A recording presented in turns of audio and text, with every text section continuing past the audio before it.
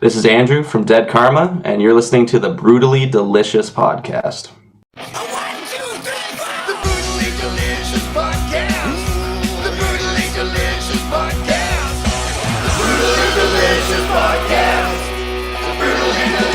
Podcast. 70,000 tons of metal. The original, the world's biggest heavy metal cruise. 60 bands, 4 days, one cruise ship, only 3,000 tickets. From Miami, Florida to Ocho Rios, Jamaica. January 30th to February 3rd, 2025. 5 days and 4 nights mingling side by side with your favorite artists in this incredible fan-friendly scenario that has no comparison. Go to 70,000tons.com and book your ticket now.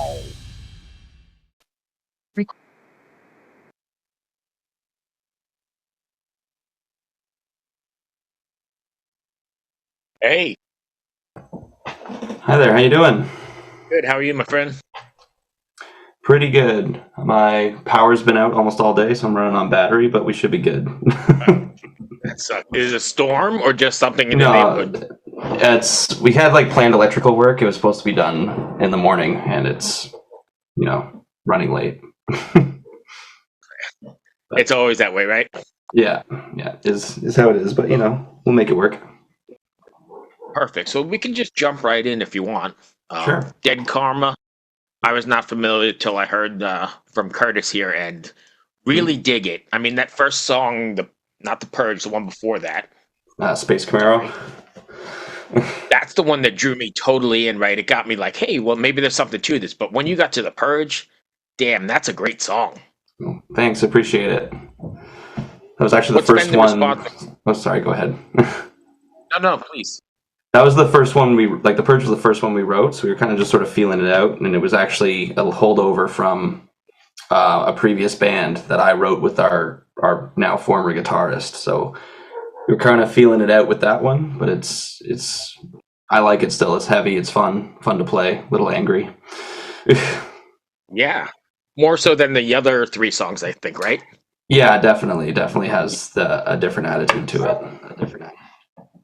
So was that written at a different period in your life then, or how did that sneak into the other 3? They were sort of written just sort of sequentially over the course of a few months. Nothing really different going on, just trying to think of different things to write about. Space Camaro is obviously a little more fun and laid back, and our other guitarist, before he left, wrote the lyrics to that one. And his full-time job, he's a mechanic, loves cars, so it kind of just came together naturally.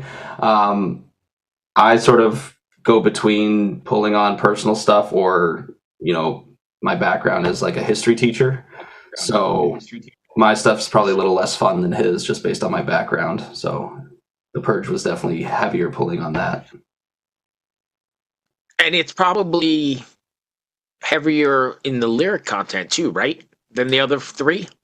Yeah, definitely. There's elements of weight to the other ones. Definitely not Space Camaro. That was just fun. But The Purge is is probably our only one that's political in any way or drawing on sort of dark parts of history. And do you feel that it's a sort of responsibility to bring that to the bump it higher, that sort of message, or is that just something you're just venting or getting out? Yeah, I think it's just a venting thing. I don't think we go into songwriting or choosing what we're writing about with any sort of plan or idea of what we're trying to do or elevate it above, we're just 3 guys in a basement writing music, so we're not really sort of pushing anything past what we think we are. It's just certain things. If you have something to say about it, music's a good release for that, one way or another. So if we have ideas, we put them out there. Also, I think you said the magic word, playing in your basement, right? I think what's missing in a lot of the music today is things are just sent, via email back and forth, and they're sort of sterile. I know it works, and I know it makes it easier, cheaper, and all that kind of stuff. And most of the time, you don't even notice. But I think when 3 guys get together in their basement with a couple beers or whatever their favorite drink is, what comes out is super organic and more real. Yeah, yeah, I definitely think we're trying to be, I don't know, I don't want to sound like weird about it, but being just like authentic in it. Like we're not trying to plan ahead what we're going to write. We sort of usually just come to practice, and Sean, like the bass player, or myself, will come with a riff, and we'll sort of just see how it sounds and build from there. We don't really like have long form jams. We'll sort of just like play the riff and play it over and over again and see where it takes us. So we don't really plan anything out. We don't really send a whole lot of stuff back and forth or pre-write our songs and say, here's my song, and then you guys all have to find your own parts. It's very collaborative in that, and sort of just, and I think that's why each of the 4 songs on the EP kind of sound different, because, you know, one night we have 1 beer and we had a good week at work. The other time we were having 6 or 7, and, you know, less so. Right. So that's how it goes in. I mean, all the songwriting's done like that. And I think, you know, like I said, that's very organic and people appreciate it. And I think the average fan knows. Yeah, I think so. That we definitely don't have like an overly polished sound. So I don't think we're fooling anybody that we're not that there's like I like a lot of polishing, right. Yeah, there's plenty of bands that you can hear and like, wow, these guys are incredibly tight, and it's almost like a computer tight. And so we're not fooling anybody with that. So So I know the record's due out in the 23rd of August, right? So we got about a month away. Singles are out. What's been the response to them so far? Pretty good? Yeah, a lot of people really liked Space Camaro. We heard a lot of really positive feedback from that one. It's definitely sort of just more like a straight rock and roll type of song. Kind of just plugs along, and it's just a fun sort of headbanger. The Purge has been out. Got a it only great came out riff in the beginning. Yeah. Yeah, we try and have like every song going to the songwriting is usually just building off a riff. So if we're bringing a riff to try and build a song around, we try and make sure it's at least a little catchy. And I think the Purge kind of has the same thing with the intro riff for that one, a very guitar-driven riff. The next single that we're, like the 3rd song from the EP coming out, I think we're pushing it in about a month. Gravity Mirror, again, it has a very guitar-driven opening riff. And sort of that's how our songs sort of were built. Dominion is probably the only one that's a little different. It doesn't have so much guitar-driven stuff. It's a little longer, a little more post-hardcore or whatever you want to call it. But I think they all have something to offer. They're all a little different. But Space Camaro is the most different in terms of its attitude. And then we just released The Purge, so we're hearing some good things about that. But we'll wait and see. Right. So 3 guys in the basement. What are the chances of taking this out on the road, or is it just mostly one-offs? The shows are mostly one-offs right now. Like we were talking and might be into doing some sort of like mini tours just locally, but we all have our day jobs that pay the bills. The band's not paying the bills, and we don't really have any plans of it. We're not banking on that happening. And I have 2 young kids, so anything that we do would sort of be short-term sort of mini tours, but it's something we're open to and looking at for sure. That's something to be said too. Like when you're just writing music to write music, you're not writing music to be the next Bon Jovi. It's really just kind of in your DNA and who you are. I think that also is something that people pick up on. Yeah, it sort of came about in sort of a very like organic way.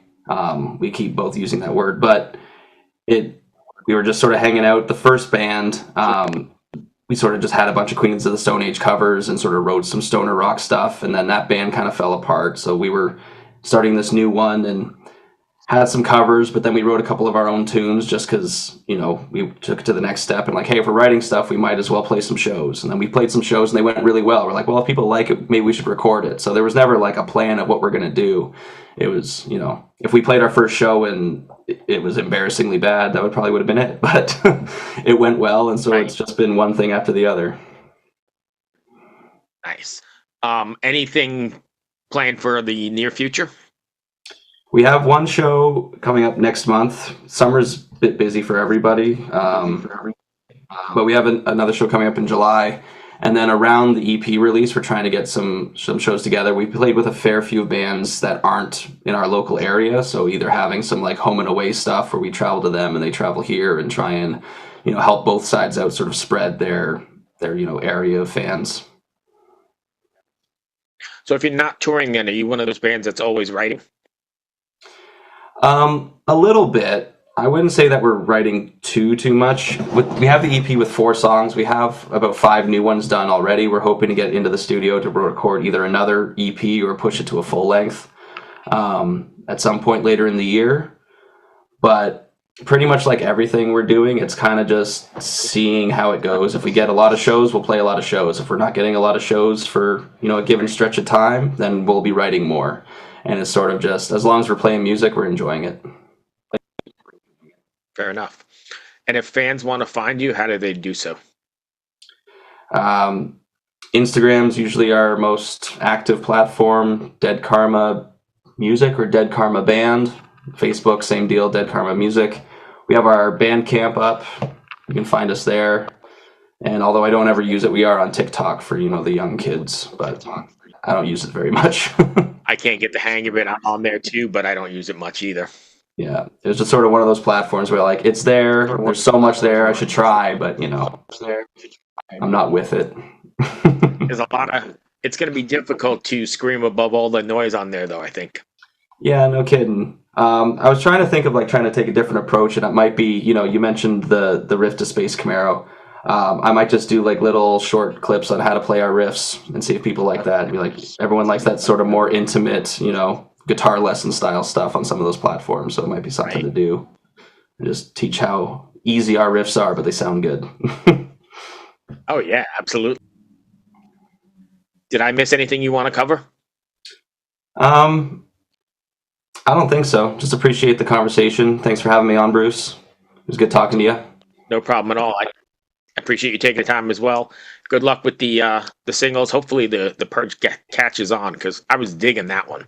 I like the whole thing, but I went through it and went, well, that's the one I come back to when I want to hear more. Yeah, awesome. I really appreciate that. Yeah, I'm looking forward to how the others are received. Yeah, hopefully it kicks ass, and we'll see. Maybe we'll see it in the States here sometime.